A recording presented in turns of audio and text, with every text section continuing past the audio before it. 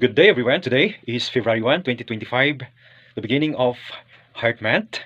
At ang ating banghilyo ngayon, pagninirayan natin ay from the Gospel of Mark, chapter 4, verses 35 to 41. At alam nyo, dito sa Ebanghelyo natin ay nalaman natin na natakot yung mga disipulo, no, ng ating Panginoong Kristo. Dahil sila ay naglayag, no, sa dagat gamit ang bangka nung biglang nakasalubong sila ng unos, no? Malakas na hangin at malalaking alon.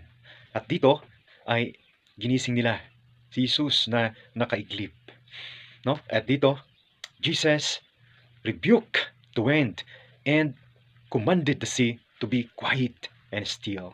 And the wind in the sea followed.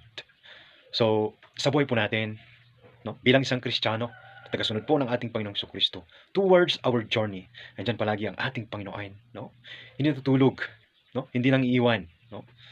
Handa tayong tulungan sa panahon na tayo ay nasa kahirapan, no? May malubhang sakit, may mabigat na problema, kalungkutan, temptation.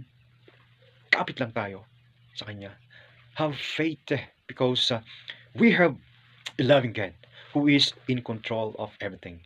Amen and amen. Your Trupa Cups from Bingit First Provincial Mobile First Company na parang nagsabing, be grateful, be joyful, be thankful with a humble heart. Thank you po and God bless.